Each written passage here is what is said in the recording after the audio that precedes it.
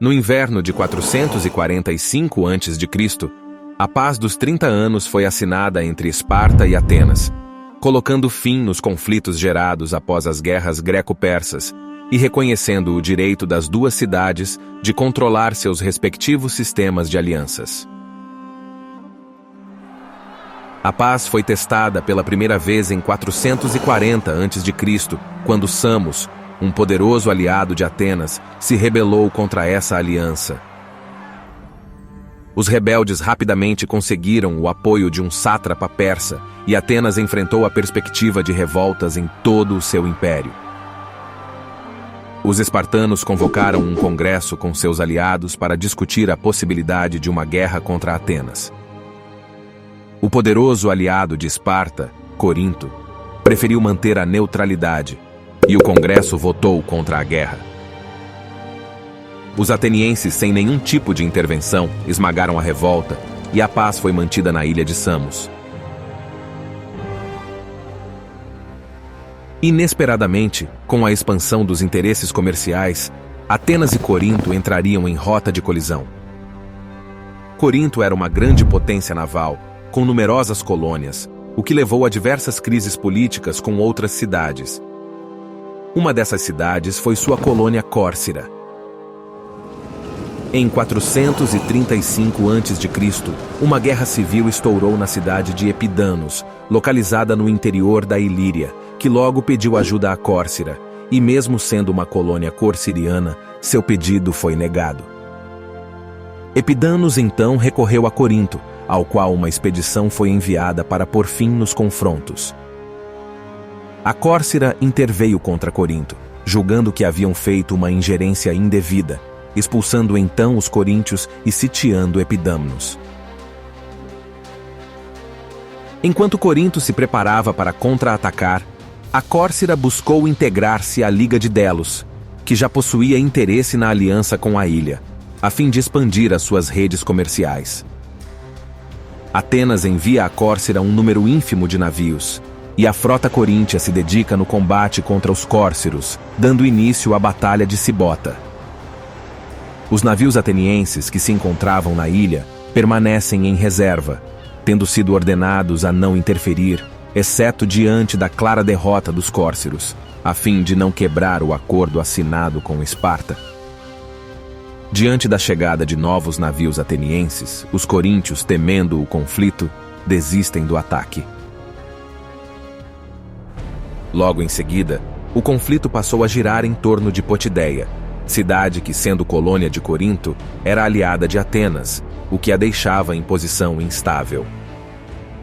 A cidade decidiu sair da Liga de Delos em 432 a.C., mas Atenas recusou a saída, ordenando a destruição de suas muralhas, enviar reféns para Atenas e destituir magistrados coríntios de seus cargos. Os coríntios ficaram profundamente irritados com isso e enviaram instruções à colônia, prometendo proteção caso se revoltasse contra Atenas. Então Atenas atacou a cidade, e Corinto enviou contingentes disfarçados para lutar contra os atenienses, o que constituiu a primeira ofensa à paz dos 30 anos.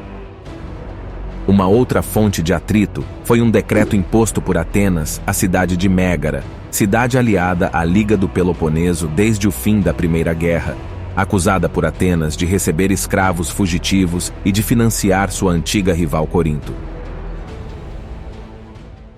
A pedido dos coríntios, Esparta conduziu uma assembleia entre os aliados da Liga do Peloponeso.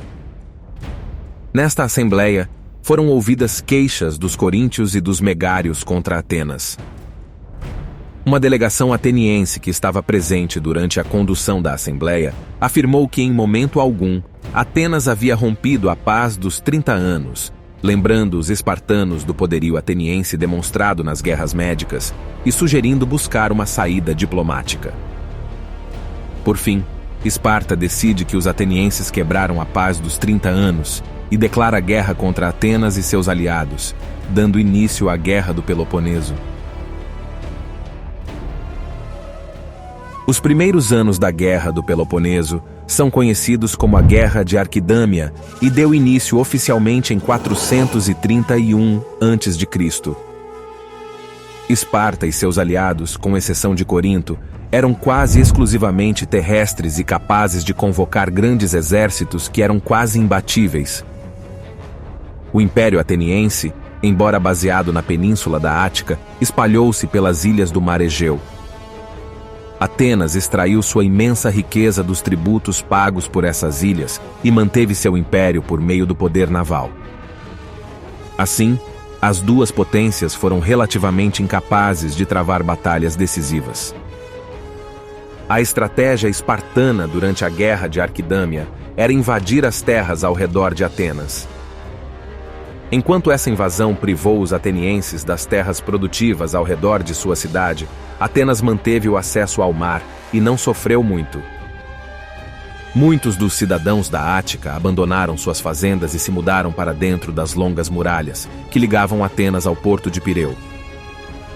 A estratégia ateniense foi inicialmente guiada pelo estratego Péricles, que aconselhou os atenienses a evitar a batalha aberta contra os hoplitas espartanos, muito mais numerosos e melhor treinados. Em contrapartida, tinham uma marinha superior e rapidamente assumiram vantagem no mar. Em 430 a.C., a frota ateniense partiu para a ofensiva, vencendo os espartanos em Naupato sem grandes dificuldades.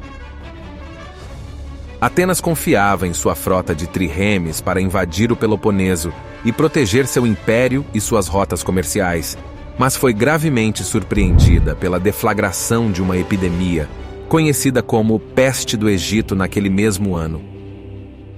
A praga dizimou mais de 30.000 cidadãos, marinheiros e soldados, incluindo Péricles e seus filhos. Cerca de 1/3 a 2/3 da população ateniense morreu. O medo da peste era tão generalizado que a invasão espartana da Ática foi abandonada, pois suas tropas não estavam dispostas a arriscar o contato com o inimigo doente. Após a morte de Péricles, os atenienses mudaram sua estratégia conservadora e defensiva para uma estratégia mais agressiva contra Esparta e seus aliados. Liderados militarmente por um novo general chamado Demóstenes, os atenienses conseguiram alguns sucessos enquanto continuavam seus ataques navais no Peloponeso. Em 425 a.C., o general ateniense derrotou os espartanos na Batalha de Pilos e prendeu um grupo de soldados espartanos na ilha de Esfactéria. Posteriormente, uma força ateniense comandada pelos generais Cleon e Demóstenes atacou e os forçou a se render. Após essa vitória, a imagem espartana de invencibilidade sofreu danos significativos. Em 424 a.C., os beócios, insatisfeitos com seus governos e querendo estabelecer democracias, discutiram a política com os generais atenienses Hipócrates e Demóstenes e prometeram entregar as cidades da Beócia para eles. Os atenienses dividiram seu exército em dois. Um deles, sob o comando de Demóstenes, invadiu a Beócia, mas, como os beócios tinham sido avisados da traição, ele se retirou sem fazer nada. O outro, sob comando de Hipócrates, capturou Délio e fortaleceu a cidade, esperando o ataque dos beócios. Pagondas, comandante dos beócios, atacou Délio com um grande exército, formado por 20.000 soldados de infantaria e cerca de 1.000 de cavalaria. Os atenienses, apesar de estarem em maior número, não estavam bem equipados e abandonaram a cidade às pressas. Simultaneamente à Batalha de Délio, o general espartano Brasidas levantou um exército de aliados e marchou por toda a Grécia até a colônia ateniense de Anfípolis, na Trácia. Anfípolis controlava várias minas de prata, que forneciam grande parte do fundo de guerra ateniense. Uma força liderada pelo general ateniense Tucídides foi enviada, mas chegou tarde demais para impedir que Brasidas capturasse Anfípolis. Os generais Brasidas e Cleon foram mortos nos esforços atenienses para retomar Anfípolis. Os espartanos e atenienses concordaram em trocar os reféns pelas cidades capturadas por Brasidas e assinaram uma trégua. Em 421 a.C., Atenas e Esparta assinaram um acordo chamado Paz de Nícias, que apesar da validade de 50 anos, durou somente 6 anos. Durante esse período, houve constantes escaramuças dentro e ao redor do Peloponeso. Argos, um poderoso estado do Peloponeso, formou uma coalizão de estados democráticos, incluindo os poderosos estados de Mantinéia e Elis. Em 418 a.C., estourou a Batalha de Mantinéia, que foi a maior batalha terrestre na Grécia durante a Guerra do Peloponeso. Os espartanos e seus aliados enfrentaram os exércitos combinados de Argos, Atenas, Mantinéia e Arcádia. Apesar da coalizão dos aliados ter sucessos iniciais na batalha, o resultado final foi uma vitória completa para os espartanos, que resgataram sua cidade da beira de uma derrota estratégica. A Aliança Democrática foi desfeita e a maioria de seus membros foi reincorporada à Liga do Peloponeso. Com sua vitória em Mantinéia, Esparta se afastou da beira da derrota total e restabeleceu sua hegemonia em todo o Peloponeso. No 17º ano da guerra, chegou a Atenas a notícia de que um de seus aliados na Sicília estava sob ataque de Siracusa, a principal cidade da Sicília. Os atenienses se sentiram obrigados a ajudar seus aliados, e o general Alcibíades foi escolhido para liderar a expedição. Siracusa não era muito menor que Atenas, e conquistar toda a Sicília traria imensos recursos para Atenas. Nos últimos preparativos para a partida, estátuas religiosas de Atenas foram mutiladas por desconhecidos, e Alcibíades foi acusado de cometer tal crimes religiosos. Depois de chegar à Sicília, Alcibíades foi chamado de volta a Atenas para julgamento. Temendo ser condenado injustamente, Alcibíades desertou para Esparta, e Nícias ficou encarregado da missão. Após sua deserção, Alcibíades afirmou para os espartanos que os atenienses planejavam usar a Sicília como trampolim para a conquista de toda a Itália e Cartago, e usar os recursos e soldados para conquistar o Peloponeso.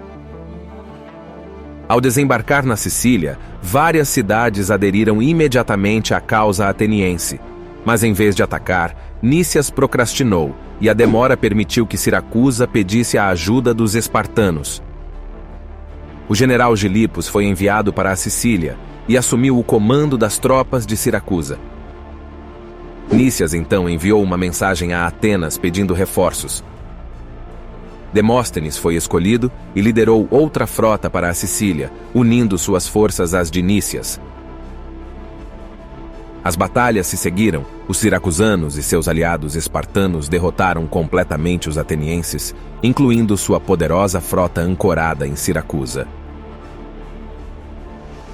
Em 411 a.C., uma frota de 100 navios que tinha sua base na ilha de Samos nomeou Alcibíades como seu líder.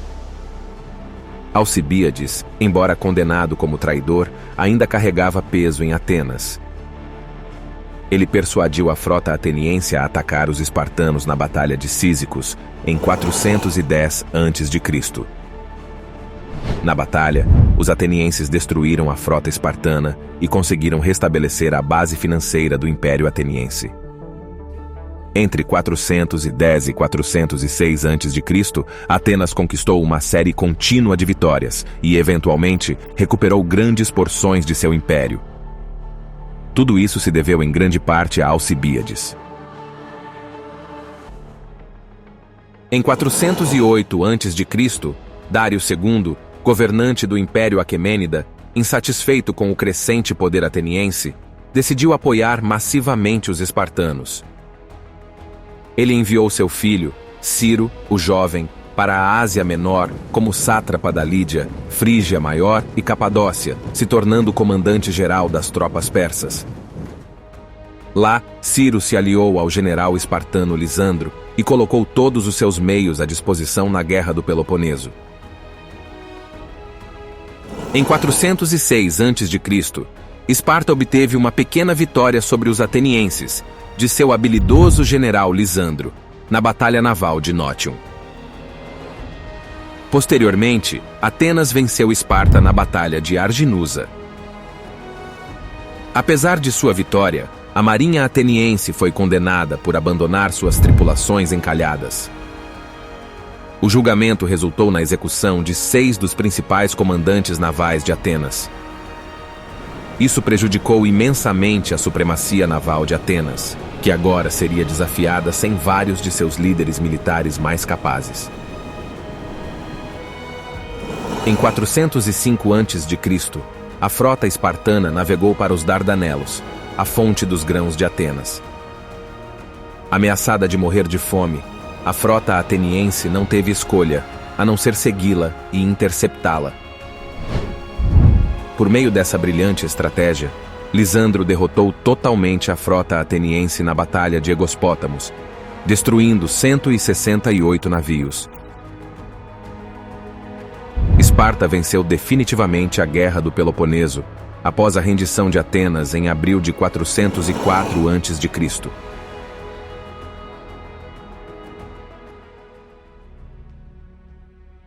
O declínio de Atenas marcou a ascensão de Esparta e desfez a única via possível para a unificação política do mundo grego.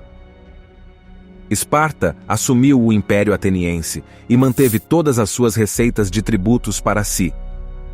Os aliados de Esparta, que fizeram maiores sacrifícios na guerra do que os próprios espartanos, não conseguiram grandes espólios. Por um curto período, Atenas foi governada pelos 30 tiranos, um regime reacionário instaurado por Esparta. Em 403 a.C., os oligarcas foram derrubados e a democracia foi restaurada.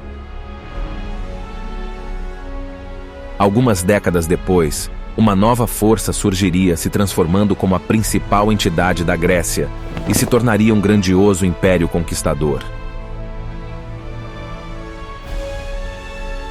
Se gostou, pedimos que se inscreva e dê o seu like. Isso ajuda muito no alcance e crescimento do canal. Considere também se tornar membro do canal.